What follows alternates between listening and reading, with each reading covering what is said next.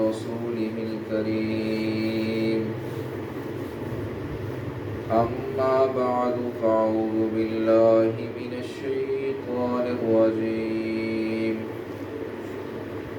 بسم الله الرحمن الرحيم يا أيها الناس إنا خلقناكم من ذكر وأنثى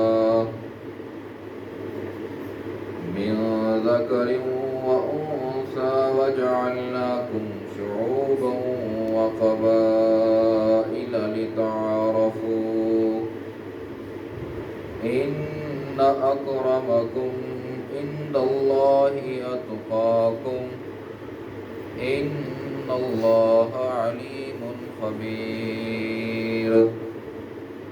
صدق الله العظيم وقال النبي صلى الله عليه وسلم إن الله لا ينظر إلى صوركم وأموالكم ولكن ينظر إلى قلوبكم وأعمالكم أو كما قال عليه الصلاة والسلام سبحان ربك رب العزة عما يصفون وسلام على المرسلين والحمد لله رب العالمين 26واں پارہ سورۃ الحجرات کے چند اسباق آپ نے سنے جن کا تعلق معاشرے کی اصلاح کے ساتھ سراسر ہے کہ اگر ایک کامیاب ترین معاشرہ چاہتے ہو تو ان اصولوں کو اپنی زندگی میں لے آؤ۔ اللہ تعالیٰ کا فرمان پیچھے چند ایک قوانین جو ذکر کیے گئے، آپس میں ایمان والے ایک دوسرے کے ساتھ ایسا مذاق نہ کریں جس سے دوسرے کو تکلیف ہوتی ہو، کیونکہ کوئی پتہ نہیں کہ جس کے ساتھ تم مذاق کر رہے ہو وہ حقیقی نظروں میں خدا تعالیٰ کے ہاں زیادہ قریب بندہ ہو۔ اور کسی کے عیب مت ٹٹولو، کسی کو برے ناموں سے مت پکارو، یہ ظلم کے کام ہیں۔ اگر ایسا کرتے ہو تو توبہ کر لو اور اللہ کے دربار میں سرخرو ہو جاؤ۔ کل کے سبق میں فرمایا تھا کہ ایمان والو، گمان ایک وہ چیز ہے کہ جس کے اوپر تمہارا کنٹرول نہیں، اس لیے زیادہ گمان اور زیادہ سوچیں رکھنے سے بچتے رہو۔ جب تم گمان سے بچو گے، کیوں؟ اس لیے کہ اگر زیادہ گمان رکھو گے، زیادہ سوچ کرو گے تو وہ تمہارا گمان تمہیں گناہ کی طرف لے جائیں گے۔ اور کسی کے بارے میں تجسس بھی نہ کرو کہ فلاں اتنا مالدار کیسے بن گیا، فلاں اتنا عزت والا کیسے بن گیا، فلاں یہ کیسے بن گیا، ویسے بن گیا۔ اور پھر آگے فرمایا تھا کہ ایک دوسرے کی غیبت بھی مت کرو، کیونکہ تم خود سمجھتے ہو کہ اگر تمہیں تمہارے سگے بھائی کا مردہ گوشت کھلایا جائے تو تم اس کو کھانا ناپسند سمجھتے ہو، تو غیبت کو کرنا کیسے تم اچھا سمجھتے ہو؟ اگر یہ کام کرتے ہو تو اللہ کے دربار، اللہ کے دروازے کھلے ہیں، توبہ کر لو، اللہ تعالیٰ تم پر رحم فرما کر تمہاری توبہ کو قبول فرما دیں گے۔ آج کی آیت میں اللہ رب العزت فرما رہے ہیں کہ انسانی مساوات کیسے ہو سکتی ہے۔ تمام تر انسان جو معاشرے میں زندگی گزارنے والے ہیں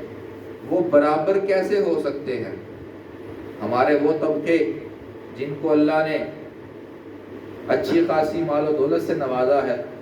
ان کو امیری کے نام سے جانا جاتا ہے، چند وہ طبقے جو اپنا گزر بسر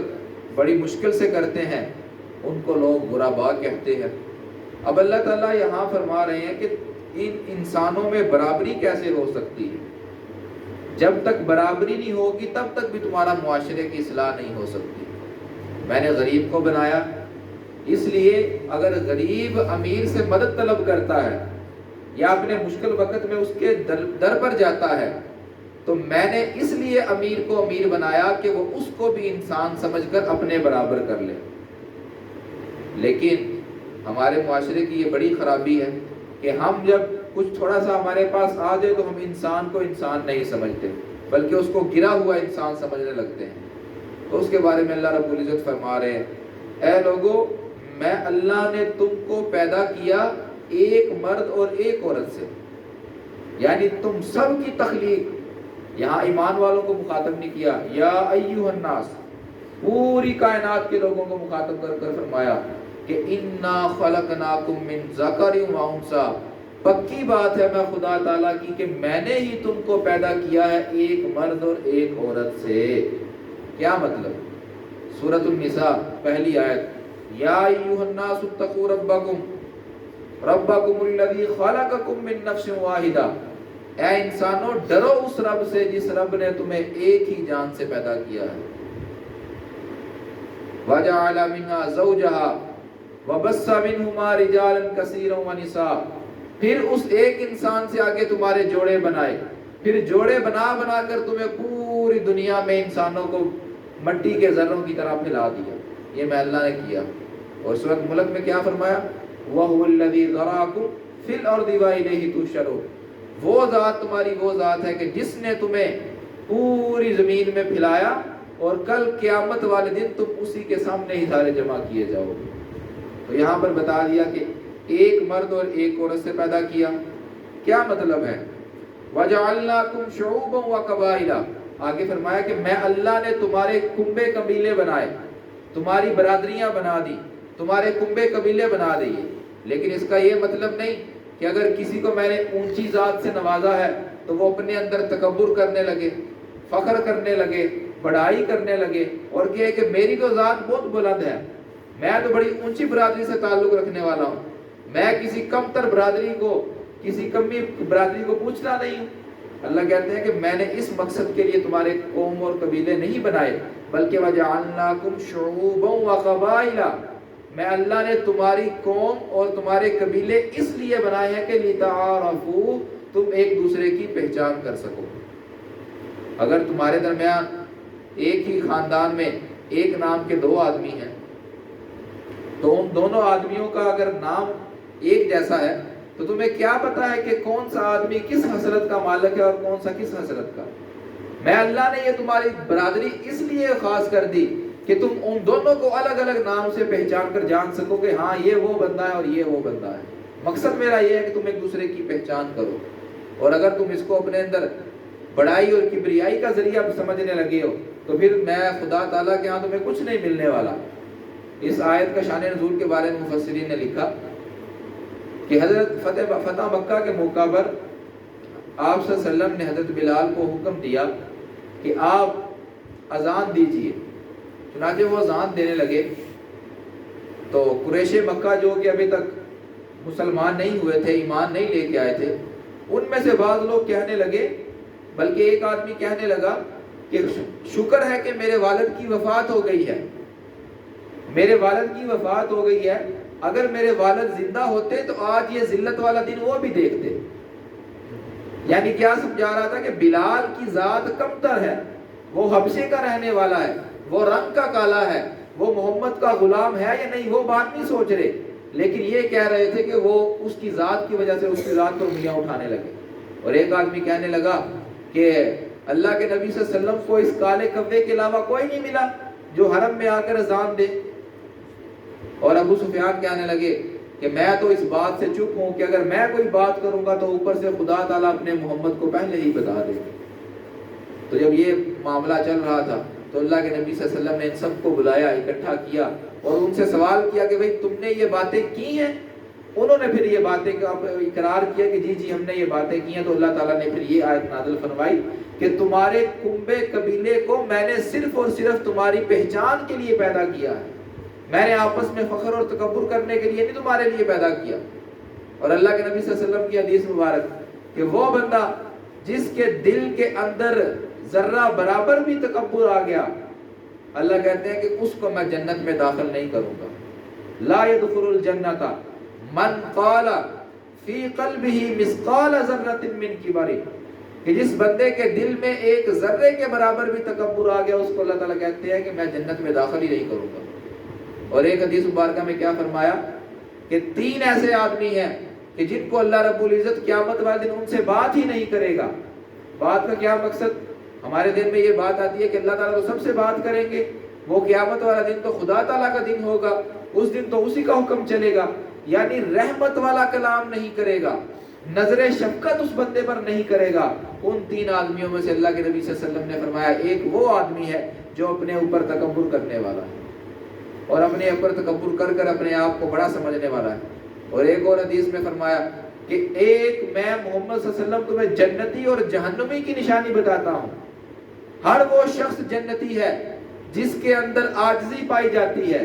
جس کے اندر جھکاؤ پایا جاتا ہے، جو ہر کسی کی بات کو سننے والا ہے، ہر کسی کی بات کو برداشت کرنے والا ہے۔ میں محمد صلی اللہ علیہ وسلم کہہ رہا ہوں کہ یہ آدمی کی نشانی جنتی والی نشانی ہے۔ سبحان اللہ۔ اور ایک وہ آدمی جس کے دل میں تکبر پایا جاتا ہے اور وہ اپنے اندر ہی بڑھ چڑھ کر بولتا ہے، تو اللہ کے نبی صلی اللہ علیہ وسلم نے فرمایا اگر تم جہنمی آدمی دیکھنا چاہتے ہو تو یہ آدمی جہنمی ہے،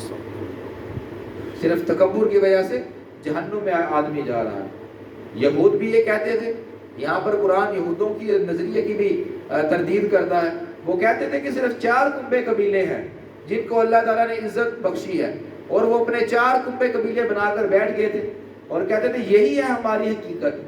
ان کی بس عزت ہے اور دنیا میں کسی کی عزت نہیں ہے۔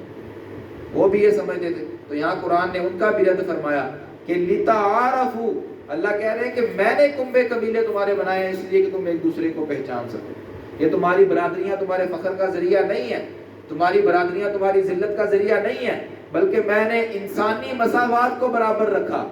اگر تم معاشرے کو برابر رکھ کر چلو گے تو تم ایک دوسرے کی پہچان بھی کر سکو گے اور انسان کو انسان بھی سمجھنے لگو گے۔ اور ہماری کمی ہے، ہم واقعی ایسا کرتے ہیں کہ ہم اونچے نسب والے ہو جائیں، اونچی برادری والے ہو جائیں تو ہم تو کسی کو پوچھتے نہیں ہیں۔ ایک آدمی سوسائٹی میں عزت والا ہوتا ہے اس لیے کہ اس کا نسب اچھا ہے، اس کا حسب اچھا ہے، وہ اس لیے سوسائٹی میں بلند ہوتا ہے۔ لیکن رب کا قرآن کہہ رہا ہے کہ ان اکرمکم عند اللہ اتقاکم، تم سب یہ بات سن لو کہ تم سب میں سے سب سے زیادہ میں خدا تعالیٰ کی ہاں عزت والا وہ بندہ ہے جو میرے سے ڈر ڈر کر زندگی گزارنے والا ہے۔ اکرمکم، لوگوں کے درمیان عزت چاہتے ہو تو کرو تکبر، لوگوں کے درمیان عزت چاہتے ہو تو کرو اپنی بڑھائی، لوگوں کے درمیان عزت چاہتے ہو تو کرو اپنے نسب پر فخر، لیکن اگر میں خدا تعالیٰ کے ہاں عزت چاہتے ہو تو پھر میرے سامنے ڈر کر زندگی گزارو۔ اکرمکم عند اللہ اتقاکم۔ اور وہ بلال حبشی جس کے بارے میں تم باتیں کرتے ہو، اور بہت آسان ہے تمہیں باتیں کرنے کہ تم یہ کہتے ہو کہ اللہ کے نبی صلی اللہ علیہ وسلم کو بلال کے علاوہ کوئی بندہ نہیں ملا اذان دینے کے لیے، کہ بلال کو اذان صرف اس کے نسب پر انگلی اٹھاتے ہو۔ تو سن لو، میرا بلال وہ ہے کہ بلال کو اللہ نے وہ شرف حاصل کیا تھا کہ اللہ کے نبی صلی اللہ علیہ وسلم کے خاص خادم تھے، وہ ان کے گھر کا سودا لانا، راشن لانا ان کی ذمہ داری تھی۔ تو جو بھی کوئی معاملہ ہوتا اللہ تعالیٰ کے نبی حضرت بلال سے بات چیت کرتے اور کہتے کہ اگر فلاں آدمی کی مدد کرنی ہے، فلاں آدمی کا کچھ کام کرنا ہے تو آپ ان کو کسی سے قرض لے کر اس کی ہیلپ کر دیں، یعنی اگر کسی کو پیسوں کی ضرورت ہے، مدد کی ضرورت ہے تو اے بلال میں تمہیں اس میں آگے رکھتا ہوں کہ تم کسی سے قرض لے کر اس بندے کی مدد کر دو، پھر جب میری طرف کوئی ہدیہ کوئی تحفہ آئے گا تو پھر وہ میرے پیسوں میں سے ادھر دے کر اپنا قرض اتار لینا۔ تو حضرت بلال رضی اللہ تعالیٰ عنہ یوں کیا کرتے تھے۔ اور وہ کیا جانے بلال کا مقام کہ جن کے دل کو اللہ نے ایمان کی دولت سے نہیں نوازا، وہ تو سب سے بڑی دولت سے محروم ہے، اور بلال کو اللہ نے وہ دولت دے دی جو کہ سب سے بڑی دولت سمجھی جاتی ہے۔ ایمان فی القلب بلال کے اندر ایسا تھا کہ کفار ان کو گھوڑوں کے ساتھ باندھ کر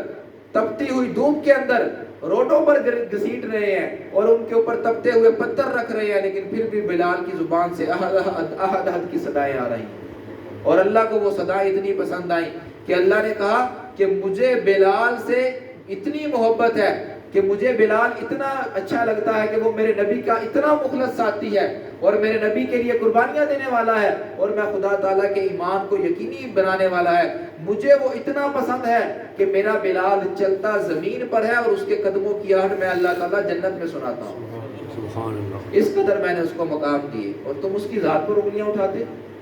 ایک دفعہ ایک یہودی آیا، یہودی سے قرض مانگا، حضرت بلال نے کہا کہ مجھے اتنا قرض دے دیں، اس نے قرض دے دیا اور اس نے کہا کہ آئندہ بھی آپ کو قرض کی ضرورت ہوئی تو آپ میرے سے لے سکتے ہیں۔ چنانچہ قرض لیتے رہے، جیسے ہی قرض بڑھتا رہا، قرض لے کر لوگوں کے معاملات طے کرتے رہے اور اللہ کے نبی صلی اللہ علیہ وسلم کو بتاتے رہے اتنا قرض ہو گیا۔ تو یہود تو وہی بات ہے کہ یہود تو اپنا بنا کر انسان کو تباہ کرتے ہیں۔ قرض دے دیا، حضرت بلال کو نیچے لگانے کی کوشش کی اور یہ کہنے لگے، ایک دن حضرت بلال وضو کر رہے تھے اذان دینے کے لیے، تو آیا وہی یہودی، کہتا ہے کہ اے بلال مہینہ پورا ہو گیا ہے لیکن تیرا قرض واپس نہیں آیا، اپنے قرض کا بندوبست کرو اور مجھے میرا قرض واپس کرو آ کر۔ جب اس نے یہ بات کی تو حضرت بلال رضی اللہ تعالیٰ عنہ پریشان ہو گئے اور کہنے لگے کہ وہ یہودی کہنے لگا کہ اگر تم قرض نہیں دو گے تو میں فلاں یوں کر دوں گا، دھمکیاں دینے لگا۔ چنانچہ وہ بلال تھے، بجائے اس کے کہ کسی انسان کے در پر جاتے، گئے سیدھا اللہ کے نبی صلی اللہ علیہ وسلم کے پاس، جا کر سارا معاملہ بتایا کہ اللہ کے نبی صلی اللہ علیہ وسلم یہ معاملہ ہے، یہودی تو میرے سر کے اوپر آ کر کھڑا ہو گیا ہے اور کہہ رہا ہے کہ صبح مجھے ہر صورت میں میرا قرض واپس چاہیے، اب اس کا قرض ادا کرنا ہے، میں کیا کروں؟ نہ میرے پاس کچھ ہے نہ آپ کے پاس کچھ ہے، کیا کروں؟ اللہ کے نبی صلی اللہ علیہ وسلم مسکرائے اور کہنے لگے اے بلال غمگین نہ ہو، پریشان نہ ہو، خدا اوپر بیٹھا ہے، سارے معاملات طے ہو جائیں گے۔ چنانچہ پھر بات ہو رہی تھی، بات ہوتے کہنے لگے کہ اس یہودی نے یہ کہا ہے کہ اگر تم مجھے قرض نہیں دو گے تو میں تمہیں اللہ کے نبی صلی اللہ علیہ وسلم کی غلامی سے نکال کر اپنی غلامی میں لے آؤں گا اور تم سے بکریاں چرواؤں گا۔ حضرت بلال کہنے لگے اللہ کے نبی صلی اللہ علیہ وسلم میں نے تو یہ سوچا ہے کہ میں کسی پہاڑ میں یا غار میں جا کر چھپ جاؤں، چند دنوں کے لیے چھپ جاؤں، گھاس وغیرہ کھا کر گزارا کر لوں گا، تو پھر جب وہ یہودی کا غصہ ٹھنڈا ہو جائے گا میں واپس آ جاؤں گا، یا ہمارے پاس کہیں سے مال و دولت آ جائے گی اور اس کو قرض ادا کرنے کے لیے تو میں واپس آ جاؤں گا۔ یہ بات کر رہے تھے، اللہ کے نبی صلی اللہ علیہ وسلم نے کہا کہ اے بلال گھر چلے جاؤ اور جا کر آرام کرو۔ حضرت بلال کہتے ہیں میں گھر چلا گیا، جا کر آرام کرنے کے لیے لیٹا، لیکن مجھے وہ پریشانی کی وجہ سے نیند نہیں آ رہی تھی، میں سو نہ سکا۔ اچانک ہی سحری کا وقت ہوا، ایک میرے دروازے پر دستک ہوئی، میں نے باہر جا کے دیکھا اور ایک آدمی کہنے لگا کہ اے بلال اللہ کے نبی صلی اللہ علیہ وسلم کا بلاوا آیا ہے، بلا رہے ہیں۔ میں بھاگتا ہوا اللہ کے نبی صلی اللہ علیہ وسلم کے پاس گیا، جا کر دیکھا تو مسجد نبوی کے باہر 4 اونٹنیاں سامان سے بھری ہوئی بیٹھی ہوئی تھی، سبحان اللہ۔ اور میں نے جب جا کر دیکھا میں حیران رہ گیا، تو اللہ کے نبی صلی اللہ علیہ وسلم نے فرمایا اے بلال تجھے وہ لوگ کہتے ہیں کہ اس کو کیوں اذان کے لیے کھڑا کیا، اس سے کیوں اذان دلوائی، یہ حبشے کا رہنے والا ہے، اس کا نسب نیچا ہے اس لیے، بلکہ دیکھو کہ بلال تو اپنے رب کے ہاں اتنا مقام رکھتا ہے کہ تیرے قرضے کا بندوبست خدا نے خود کر دیا، سبحان اللہ۔ چنانچہ وہ 4 اونٹنیوں کا سامان اکٹھا کر سب سے پہلے اسی وقت یہ یہودی کے دروازے پر جا کر کہا بھئی لو اپنا قرض لے لو، اس کو قرض دے دیا۔ پھر اللہ کے نبی صلی اللہ علیہ وسلم نے پوچھا کچھ بچا ہے؟ کہا ابھی تو بہت کچھ بچا ہوا ہے۔ وہ بچے ہوئے کو پھر کہا کہ پھر لوگوں میں تقسیم کر بلال، کرتا رہے لوگوں میں تقسیم۔ وہ کرتے رہے لوگوں میں تقسیم، پورا دن گزر گیا۔ عشاء کی نماز کے بعد پوچھا تو کہا ابھی بھی مال باقی ہے، ابھی بھی سامان باقی بچا ہوا ہے، بعض ضرورت مند میرے پاس آئے نہیں اور ان کا مجھے یاد ہے، وہ آئیں گے تو ان کو میں دوں گا۔ تو آپ صلی اللہ علیہ وسلم نے کہا اگر سامان بچا ہوا ہے تو پھر میری بھی غیرت گوارا نہیں کرتی کہ میں آج رات کو جا کر اپنے گھر میں بیوی کے پاس سوؤں۔ آج محمد بھی مسجد نبی میں سوئے گا، جب تک لوگوں کو ان کا حق ادا نہیں ہو جاتا محمد بھی گھر میں جا کر نہیں سوئے گا، سبحان اللہ۔ تو اللہ کے نبی صلی اللہ علیہ وسلم بھی پھر ادھر ہی رکے، پھر وہ سارا معاملہ طے ہوا، صبح ہوئی، صبح ہو کر وہ مال جن کا حق تھا ان کو ادا کیا، ادا کر پھر آپ صلی اللہ علیہ وسلم نے کہا الحمدللہ۔ اور یہ قرآن کے بارے میں اختلاف کرنے والے، انسانی مساوات کو قائم نہ رکھنے والے معاشرے کی کیسے اصلاح کر سکتے ہیں؟ اللہ تعالیٰ نے کہا کہ میرے نزدیک کون ہے عزت والا، کون ہے تکریم والا، کون ہے میرے ہاں مرتبے اور مقام والا؟ میرے ہاں مرتبے اور مقام والا وہ ہے جس کے اندر بلال جیسا تقویٰ ہے، جس کے اندر محمد صلی اللہ علیہ وسلم جیسی سیرت ہے، وہ ہے میرے ہاں تقوی والا۔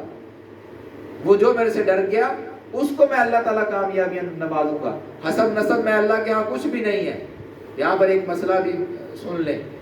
کہ بعض ہم لوگ یہ سمجھتے ہیں کہ ہمارا رشتہ کرنا، ہماری ازدواجی رشتے میں منسلک کرنا اپنی بیٹی یا بیٹے کو، اس کے لیے ہماری ذات پات اور برادری کا ہونا ضروری ہے، بلکہ شریعت میں اس کی کوئی حقیقت نہیں ہے۔ امام مالک کے نزدیک تو وہ کہتے ہیں کہ کف تو ہے ہی نہیں ہے، اس کو کہتے ہیں کف۔ کف کا معنی ہوتا ہے برابری، کہ برادری کے اندر برابری ہونا کوئی ضروری نہیں ہے۔ امام مالک تو اس کو مانتے نہیں، دوسرے ائمہ اس کو مانتے ہیں، لیکن وہ بھی اس حد تک مانتے ہیں کہ وہ کہتے ہیں کہ یہ کوئی بنیادی چیز نہیں ہے کہ ہم اس کو بنیاد بنا کر اپنی بیٹیوں کو ہمیشہ کے لیے گھر میں بٹھائے رکھیں، ہم اس کو بنیاد بنا کر اپنے بیٹیوں کی شادی کرنے میں دیر کرتے رہیں۔ یہ کوئی بنیادی مسئلہ نہیں ہے، بلکہ اس کی تھوڑی سی حیثیت ہے، اور صرف اتنی حیثیت ہے کہ برادری میں اگر رشتہ کرنا چاہتے ہو، ایک دوسرے کی پہچان میں کرنا چاہتے ہو، اپنے جاننے پہچاننے والوں میں کرنا چاہتے ہو، تو اس میں صرف اتنا خیال ہو کہ ہاں یار وہ بندہ دیکھا ہوا ہے تو چلو میں اس کو جانتا ہوں اچھے طریقے سے، بس اتنا ہو، اس کے علاوہ اس کی کوئی حیثیت نہیں۔ کف کا ہونا ضروری نہیں ہے، بعض ائمہ کے نزدیک ہونا ضروری ہے، بعض کے نزدیک ضروری نہیں ہے۔ تو یہ ایک مسئلہ جہاں پر مفسرین نے نکالا کہ ہم اس معاملے کو سوچ کر کہیں اپنے لیے، اپنی جان کے لیے وبال جان نہ بنا لیں۔ اور اللہ کے نبی صلی اللہ علیہ وسلم کی حدیث پہلے بھی آپ کو سنا چکا ہوں کہ ان اللہ لا ينظر الى صورکم واموالکم، کہ اللہ تعالیٰ تمہارے مالوں کی طرف اور تمہاری شکل و صورت کی طرف نہیں دیکھتے۔ یہاں سے بھی یہ بات نکلتی ہے کہ خدا تعالیٰ تمہارے حسب نسب کی طرف نہیں دیکھتے، تمہاری برادری کو نہیں دیکھتے، بلکہ خدا کا مقصد تمہاری برادریاں بنانے کا صرف یہی ہے کہ تم ایک دوسرے کی پہچان کر سکو۔ وَلَٰكِن يَنظُرُ إِلَىٰ قُلُوبِكُمْ وَأَعْمَالِكُمْ، میرا خدا تعالیٰ بھی اگر دیکھتا ہے تو تمہارے دل کے اندر موجود تقوی کو دیکھتا ہے اور تمہارے اعمال کو دیکھتا ہے۔ تمہارے اعمال جس قدر اونچے ہوں گے، تمہارا تقوی جس قدر بلند ہوگا، وَمَن يَتَّقِ اللَّهَ يَجْعَل لَّهُ مَخْرَجًا، جو میں خدا تعالیٰ سے ڈر گیا تو خدا تعالیٰ کہتے ہیں میں اس کے لیے ہر مشکل سے آسانی پیدا کر دوں گا۔